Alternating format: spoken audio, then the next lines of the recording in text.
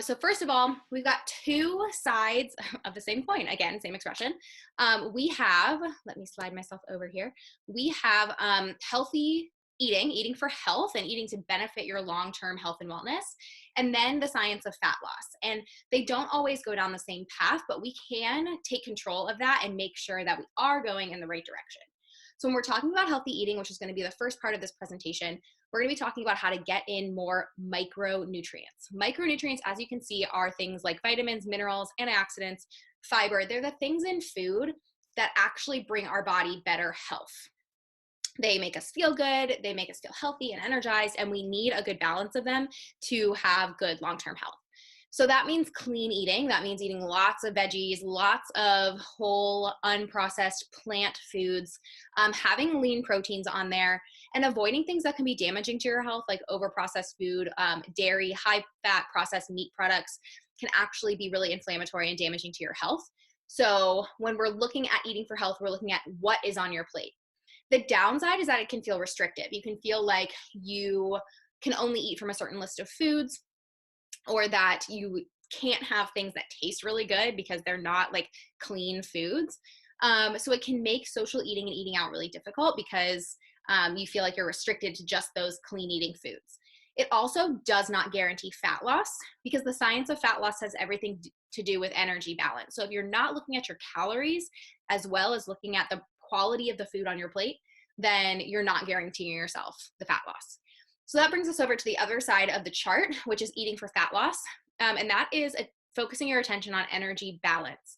So you have to maintain a calorie deficit. And this is looking at calories in versus calories out, although it's not quite that simple. But we want to make sure we have proper ratios of your macronutrients. Macronutrients are the nutrients in food that have calories. So we're looking at your overall calorie intake, your overall protein intake, and making sure that you're having everything that you need to actually give your body energy.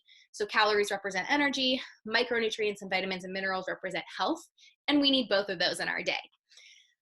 So what to eat here, it doesn't really matter what is on your plate. It doesn't really matter what is on your plate. We'll get more into that. As long as you are keeping your calories and your portions in check and you are sure that you have that calorie deficit. So it allows for more flexibility in eating out and having treats, but there's less emphasis on the overall internal health factor. And it also requires you to learn about your food and to track your food and make sure that you're being accountable for what you're eating, which is all part of the process and all part of the sort of eat for nourishment philosophy that I teach in my coaching, which I'm teaching you right now in this little class. So here is what I call a truly healthy grocery list. And you'll notice that I have it separated into components here, and it's the same kind of components that we're going to use to build meals. So you always want to think about food in these components. So the first components are fruits and veggies, because fruits and veggies are the micronutrients, right? Then we have other carbs. So notice fruits and vegetables fit in with carbs because they all have mostly carbohydrates. But carbohydrates are good for us because that's actually our fuel source. So we want most of our fuel to come from there. So we've got fruits and veggies. We've got other carbohydrate sources.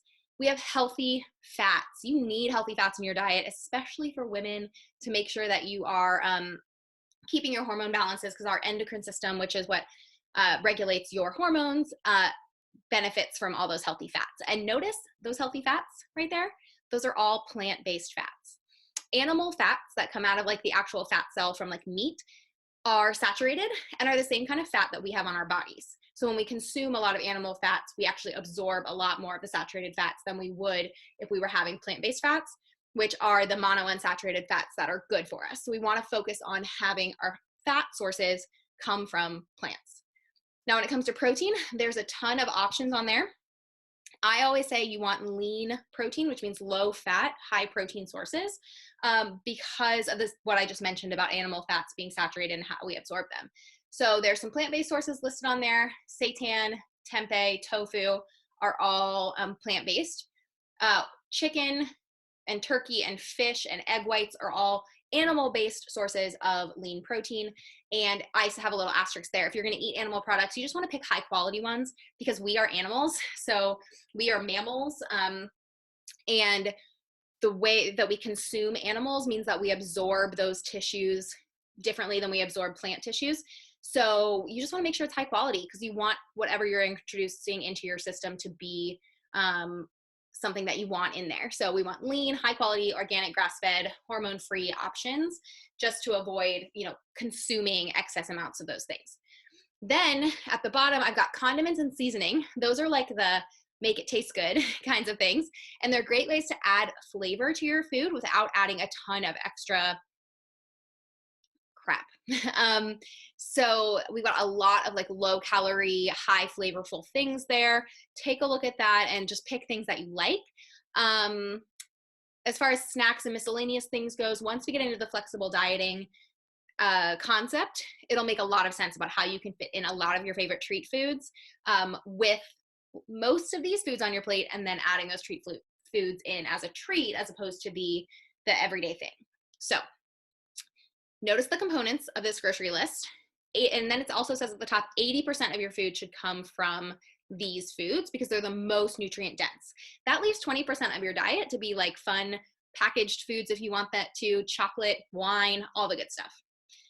For meal prep, again, same 5 components, right? So you want to grocery shop with these components in mind. You want to make sure you have a variety, like a couple different veggies, a couple different lean proteins, a couple different starches, and then batch prep those components. So I personally hate those little meal prep containers with all their little compartments. They're really hard to clean. They're not big enough for my appetite. And I would much rather have a variety of meals throughout the week. So what I do is prep the components and then mix and match those components into meals as the week goes on.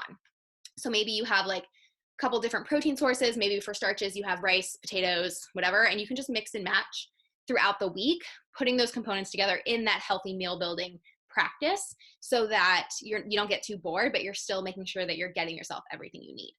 So that's how I like to do meal prep. That's how I recommend my clients do meal prep, because when you're eating the same meal every single day out of those little plastic containers, it makes it feel miserable. And it doesn't have to be miserable. You can switch things up and still eat really healthy and still keep your fat loss goals moving forward.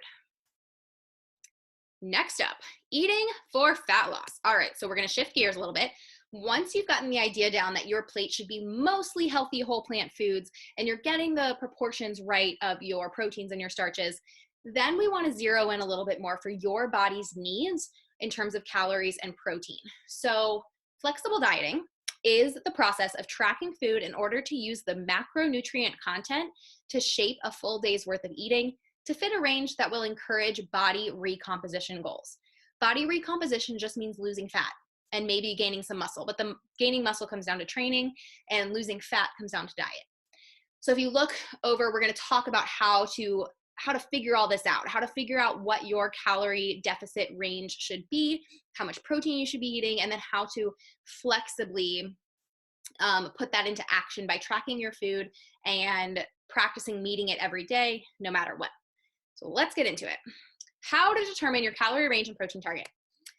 All right, so this is where we start. Now, with a one-on-one client, I have many different spreadsheets and formulas that I use, and then we use a specific step-by-step sort of refinement process because everybody's body is different, but this formula is a really, really great place to start. It gives you somewhere to start to practice doing the flexible dieting, and then you can adjust things as you need to as you go, because the truth is you're going to find all kinds of macro calculators out there online, on apps, whatever, that will tell you how many calories you should be eating, how many macros you should be eating. But the truth is, like, your body is different than my body. Every single client that I have worked with has had a different experience working with macros because every single client's body is different. Also, every single client's life preferences, schedule, like meal timing preferences are all different.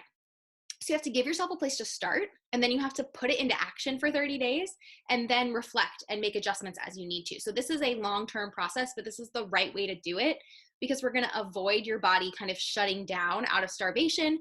We're going to avoid any of the kind of pitfalls that come with the diet yo-yo cycle.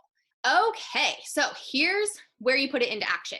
You'll see up here I have my little tagline: consistency wins over perfection always. That's why we set a calorie range. That's why your protein target is more of like a general suggestion. It is more important for your body that you establish that consistency long term than for you to be perfectly on your macros every single day. Okay, so give yourself a little bit of like forgiveness from the start and just practice tracking your food flexibly and trying to hit those two targets. And when you can stay consistent for 30, 60, 90 days, you will definitely see progress, especially when your meals are mostly those healthy foods that we talked about, and you're getting all of those macros set where you want them to be. So I'm going to suggest you track your food on MyFitnessPal. That is the app that I use. It becomes really like intuitive and just easy to use after a while. If you want to be friends on there, this is my username, Rachel Stewart 76. And I would love to be on. You can look at my diary. I would love to cheer you on that app. We can connect on there. So you're going to start tracking your food.